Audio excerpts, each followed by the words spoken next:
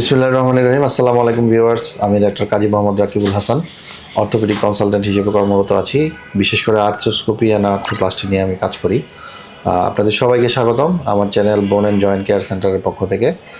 একই সাথে আমাদের চ্যানেলটি ইউটিউব এবং ফেসবুক দুইখানেই দেখা যাচ্ছে। তো আজকে আমরা কথা বলবো আমাদের একজন সম্মানিত রুগী লিমন সাহেবের সাথে। ওনার প্রায় মাস দুয়েক আগে হাঁটুতে আঘাত পায়, তারপর বিভিন্ন পরীক্ষা নিরীক্ষা করে এসিএল ইনজুরি ধরা পড়ে। আমরা আনুমানিক প্রায় 1.5 মাস আগে তার অপারেশনটা করি। তো লিমন সাহেবের মুখ থেকেই আমরা এখন শুনবো উনি আগে তার কি সমস্যা ছিল, অপারেশনের পরে এখন কেমন আছে, তার কাছ থেকে আমরা তার সব কিছু শোনার চেষ্টা করব। আসসালামু আলাইকুম লিমন সাহেব, আপনার কি অবস্থা এখন, কেমন আছেন? এই তো আলহামদুলিল্লাহ ভালো আছে, আগের থেকে অনেকটা সুস্থ। আলহামদুলিল্লাহ। তো আপনি একটু আমাদের দর্শকদের উদ্দেশ্যে বলুন আপনি কিভাবে আঘাতটা পেয়েছিলেন, তারপরে আপনার কি সমস্যা হচ্ছিল? স্কুলে হাই জাম্প দিতে গিয়ে পায়ে ব্যথা পাই। ওই সময় আমার মামা মামির বাসায় থাকি। মামা মামি বলছিল ডক্টর দেখাও, দেখাইছি। পরে এনে বলছে ওষুধ খাও, ওষুধ খাইছি।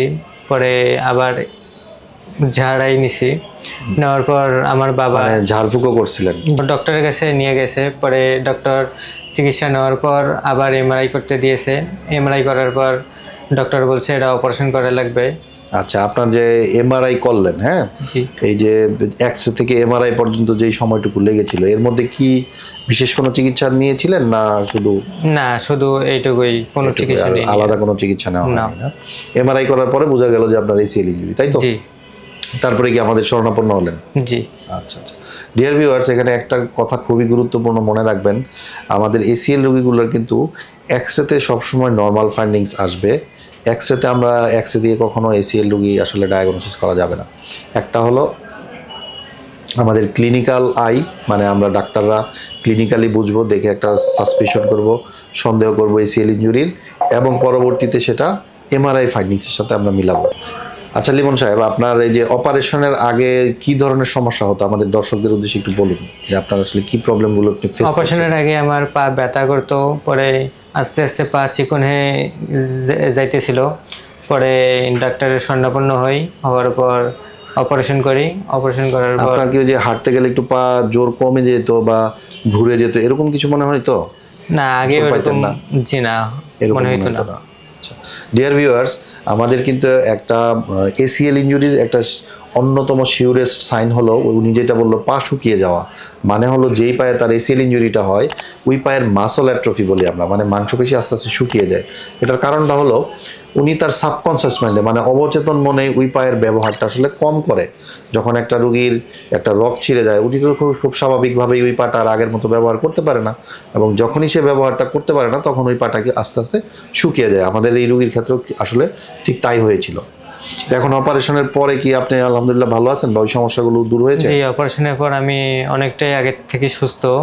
তবে আমার হাঁটার সময় পা একটু ফুলে, তবে একটু শক্তি কম পাই, এখন একটু শক্তি কম পান।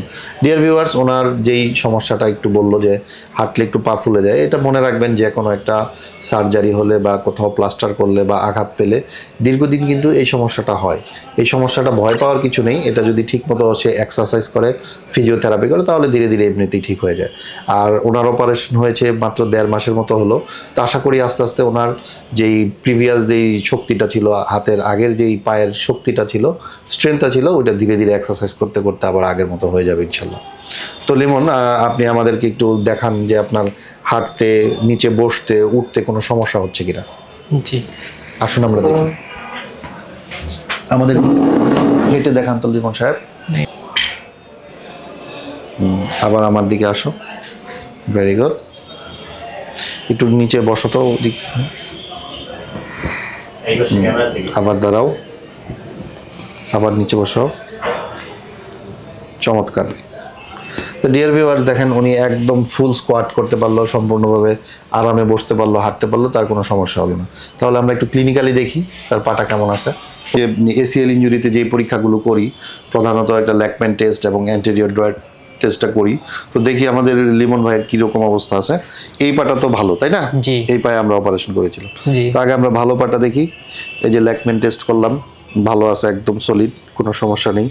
আর অপারেশন করা যেই পাটা আমরা সেটাও দেখি এইটাও দেখুন একদম সলিড, নড়তেছে না। তার মানে হলো আমরা যে লিগামেন্টটা তার রিকনস্ট্রাকশন করেছি এটা ভালো আছে। একটু হাঁটুটা ভাঁজ করেন লিমন ভাই, এটাও ভাঁজ করেন, একটু পায়ের উপর বসি। হ্যাঁ, তো আমরা এখন দেখি অ্যান্টেরিয়র ড্রয়ার টেস্টটা কেমন আছে। এটা তার ভালো পায়ে দেখলাম, আলহামদুলিল্লাহ ভালো। একটু এটা ভাঁজ করেন, অপারেশন করা পাটা দেখি, এটাও যথেষ্ট সলিড আছে। হ্যাঁ, তার মানে এখনও পর্যন্ত আমরা তার হাঁটুর ভিতরে যে লিগামেন্টটা রিকনস্ট্রাকশন করে দিলাম, মানে নতুন করে যেটা লাগিয়ে দিলাম, সেটা সম্পূর্ণ ইনট্যাক্ট আছে এবং স্ট্রেংথটা আশা করি আস্তে আস্তে এক্সারসাইজ করতে করতে আগের মতো আবার ফেরত আসবে ইনশাল্লাহ। ঠিক আছে, তো ডিয়ার ভিউয়ার্স দেখুন, আমরা কিন্তু এই রুগীরও যদি এমআরআইটা দেখি, লিমন ভাইয়ের এমআরআইটা যদি এক্সরে এবং এমআরআইটা দেখি, এক্সরেটা দেখেন একেবারেই নর্মাল। এক্সরেতে আমরা কোনো কিছুই ফাইন্ডিংস পাবো না, মানে কোনো ফ্র্যাকচার পাবো না, জাস্ট একটু সফট টিস্যু সোয়েলিং অনেক সময় পাওয়া যায়। এই জিনিসটাই আমাদের রুগীদেরকে কনফিউজ করে দেয় যে এক্সরে তো আমার ভালো আছে, তাহলে আমি কেন বারবার ডাক্তারের কাছে যাবো, বা আমি বোধহয় ভালোই আছি। কিন্তু যখন আমি এমআরআইটা আমরা যখন দেখবো, তখন দেখেন এখানে আমরা এই যে এসিএল ইনজুরিটা পরিষ্কার দেখতে পাচ্ছি যে এসিএলটা ছিঁড়ে গেছে। তো এটাও আমাদের বলার অর্থ এটাই যে আমরা একটা এসিএল রোগীর ক্ষেত্রে কখনো শুধু মাত্র এক্সরের উপর নির্ভর করে বসে থাকা যাবে না।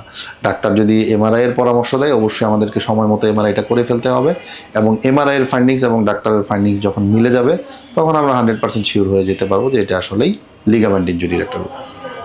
আসুন আমরা এখন আমাদের রুগীর আসলে স্যাটিসফ্যাকশন কতটুকু, সে তার প্রত্যাশা মতো তার কাজটা হয়েছে কিনা, বা সে কতটুকু তার প্রত্যাশা পূরণ হয়েছে তার কাছে একটু শুনুন। লিমন, তো আপনি একটু বলুন আপনার অনুভূতিটা এখন কেমন, বা আপনাদের দর্শকদের উদ্দেশ্যে আপনার কিছু বলার থাকলে বলুন।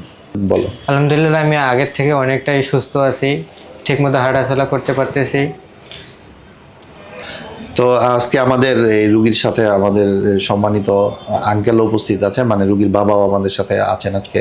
তো আমরা আঙ্কেলের মুখ থেকে একটু শুনবো যে আঙ্কেল আসলে দীর্ঘদিনের যে একটা পথ চলা আমাদের অপারেশনের শুরু থেকে শেষ পর্যন্ত, আপনি আসলে বাবা হিসেবে নিজে স্যাটিসফ্যাকশন আছে কিনা, মানে আপনি আপনার প্রত্যাশাটা পূরণ হয়েছে কিনা। বিশেষ করে বাবা হিসেবে আমাদের যেটা হয় যে আর্থিক যে বিষয়টা থাকে, যে আমাদের সবসময় চিন্তা থাকে আমি অপারেশনটা শেষ করতে পারবো কিনা, আমি কুলাতে পারবো কিনা। এই আপনার এই ব্যাপারে কি আপনি সন্তুষ্ট কিনা, আমাদের দর্শকদের যদি একটু বলতেন। স্যার আসসালামু আলাইকুম। আমার ছেলের পা এরকম হওয়ার পরে আমি খুব একটা চিন্তিত ছিলাম যে আমার আর্থিক অবস্থা বেশি ভালো ছিল না, যে আমি এটা খুলে উঠতে পারবো কি না। পরে স্যারের কাছে সন্ধাপন্ন হওয়ার পরে অল্প ব্যয়ে আমি আর কি ছেলের অপারেশন সাকসেসফুল করি, এবং ছেলে এখন আমার পূর্বের মতো সুস্থ, হাঁটা চলাফেরা করতে পারে এবং সে বসতেও পারে, আর কোনো সমস্যা নাই। তবে দর্শকের কাছে একটাই আমার অনুরোধ, কারো কোনো ছেলের বা কারো ভাইদের যদি এই সমস্যা হয়ে থাকে, এই স্যারের কাছে সন্ধাপন্ন হবে, অল্প সীমিত খরচে এটা আর কি সমাধান হয়ে যাবে।